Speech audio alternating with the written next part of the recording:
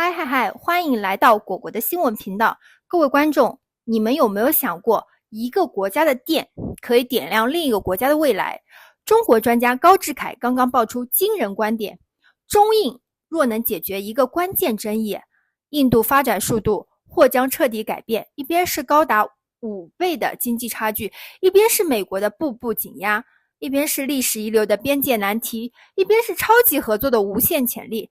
高志凯更是直言，美国正在犯下一个致命错误，而中印即将上演一场龙象共舞。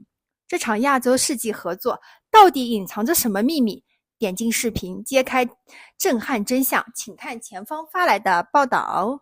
Just like to start by asking you how you'd characterize the China-India relationship at the moment and how you see it evolving over the coming weeks. Thank you very much for having me. Prime Minister Modi of India is coming to China very soon, and he will be warmly welcomed. And I think it is widely expected that China leader Xi Jinping and Prime Minister Modi will have a sideline summit meeting in Tianjin. The fact that Prime Minister Modi is not coming back to Beijing for the September the 3rd parade is a little bit of a pity, but I think his visit to China will really restore momentum to China-Indian relations. Now, I personally have coined the term that both China and India are the two only superpopulations in the world, meaning each of which has a population above 1 billion people. In that sense, both China and India have tremendous amount of responsibilities for their own people, for each other, as well as for mankind as a whole.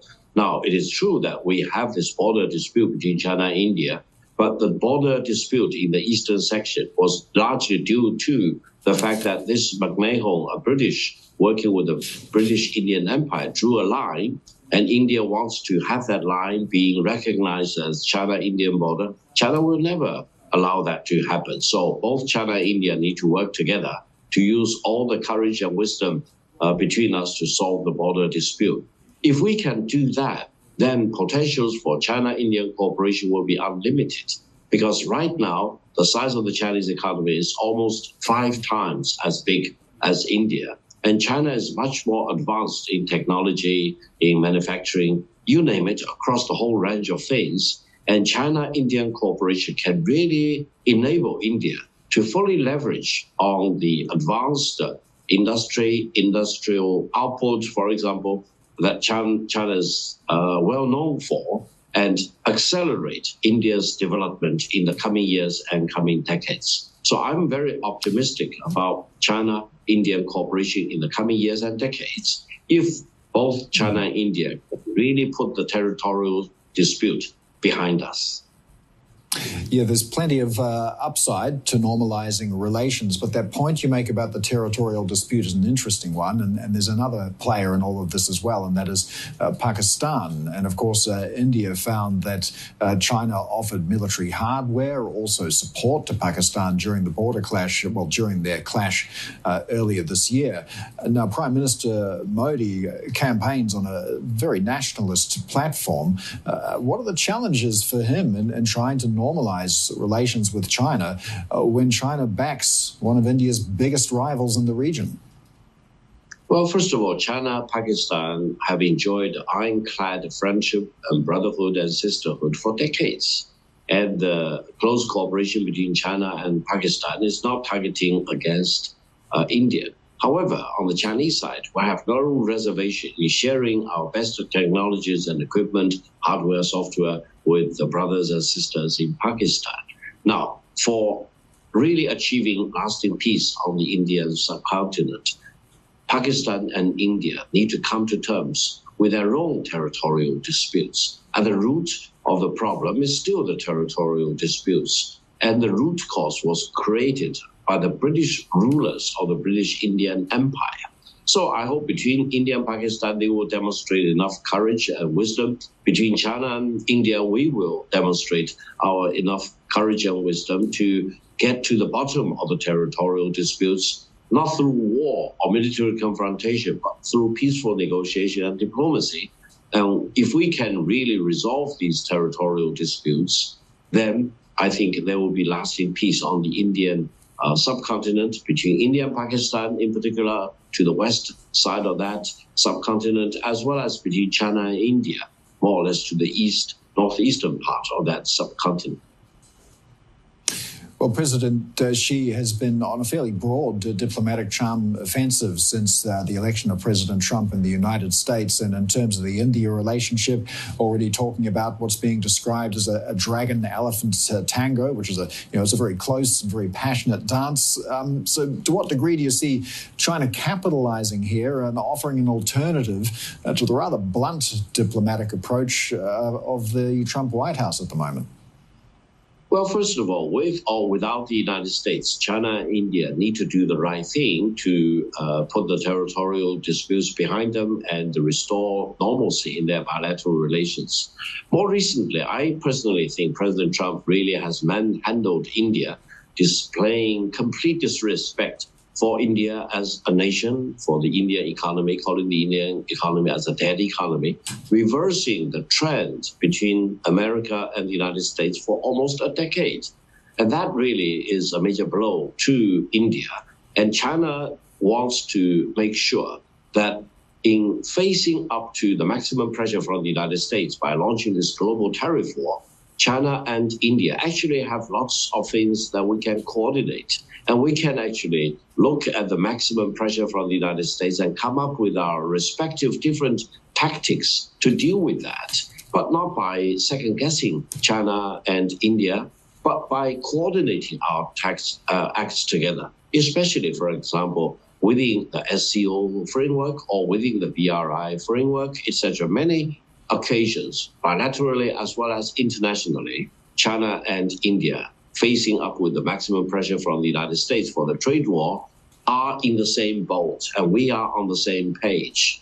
Now, China is not to be blamed for this rare opportunity of real substantive rapprochement between China and India. I think President Trump should be blamed because of manhandling of India. And for India, because it suffered about 200 years of colonial rule by the British, they care about their national pride, probably more than many other countries in the world. They want to be treated as an equal with full dignity and decency. And the way President Trump is handling India is exactly the wrong way to deal with a country like India, with great history, great civilization, very large population, and eager to move up the economic ladder. So this is the reality we are faced with. And for the United States to order that India should not import oil from Russia is completely unreasonable, because it is the United States which keeps buying oil and uranium and many other things from Russia. How can they ask and demand other countries like India not to do things that the United States is doing by itself? The US is currently India's biggest trading partner. China is number 2. Do you foresee a scenario where those positions could be reversed? And what are the areas of economic cooperation that could be explored between India and China? Well, I think if we can put this territorial dispute behind us, and this is a big if, I think China and India can really cooperate across a whole range of things. For example, building up connectivity, railway connection, highway connection, and transmission of power from China to India. China has a surplus, abundance of electricity, whereas in India, especially in the northern part of India, they have a huge shortage of power, which actually holds back the potential in industrialization and urbanization in India. China is the leading country in connectivity, and India still need to significantly improve their road connection, railway connection, you name it. So China can apply its resources and expertise and know-how to India, helping India to accelerate. Now, without the Chinese involvement, India will keep developing. But if China and India can cooperate, I'm sure India will achieve much more rapid and higher quality development and industrialization and urbanization in a shorter time. And I think this is exactly what the people in India need, a faster rate of development to really push to the forefront of the League of Nations in the world. Mm-hmm. You've been speaking about the need to address these border disputes between India and China, also India and Pakistan, but there's another border dispute as well that I wonder if there is a role for China in resolving, and that's the one between Russia and Ukraine, considering the close relationship between China and Russia at the moment. Why is China not taking a greater lead here? Well, I think from day one, when the war broke out back in February 2022, China has always been doing the right thing. That is calling on both Russia and Ukraine to stop the fighting, to de-escalate, and to resolve whatever problems there are between Russia and Ukraine through peaceful means. China has never changed their position. China has been calling on Ukraine and Russia endlessly, urging both of them to stop the war. China does not have a vested interest in the war as many other countries may have, and China refuses to sell any weapon to either Russia or Ukraine in the belief that they do not need more fuel to be poured onto the fire in the war, and China wants to really do its utmost to help bring the war to an end. I think what China has been doing since February 2022 has been the most honorable thing any country can do. And the fact that China is not a party involved, is not assisting Russia in supplying weapons of any kind to Russia, is really well recorded. And I think China is very pleased by this honorable role it has been playing. Now, for example, the so-called face-to-face meeting between President Putin and President Zelensky may actually stall. And I hope it will proceed and lead to a peace treaty between Russia and Ukraine. But if they run into any problem, and if Europe cannot resolve that in the absence of the United States, and if President Trump keeps changing from one position to another, etc., maybe there will be a time when both Russia and Ukraine and European countries will need to engage China in a more substantive way. Because China has always been saying the right thing, China wants to do the right thing, and China will be a very forceful and very effective intermediary for this peace between Russia and Ukraine by the end of the day. All right, Victor Gao of the Center for China and Globalization, thanks so much for joining us today. 精彩视频看完了，这段采访中，中国专家高志凯就中印关系、地区安全及国际局势进行了全面的阐述，其观点清晰，体现了中国的外交政策立场以负责任大国的担当。关于中印关系，高志凯强调，两国作为人口超10亿的大国，对地区乃至全球稳定发展负有重要责任。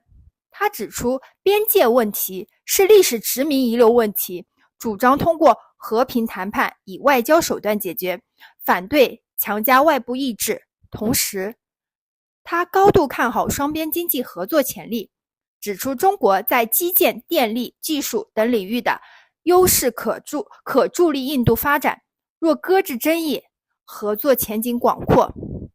在印巴问题上，中方明确表示中巴合作不针对第三方，呼吁印巴通过对话解决争端，体现了中国促进地区和平的诚意。面对美国压力，高志凯指出，中印在贸易战中处境相似，有望加强协调合作，共同应对单边主义，同时批评美国对印政策缺乏尊重，凸显了中国坚持国家平等、反对霸权的立场。关于乌克兰危机，中方始终坚持劝和促谈，拒绝军事援助任何一方，主张通过政治途径解决冲突，并愿在必要时扮演调解角色，展现了中国一贯的和平外交理念以建设性作用。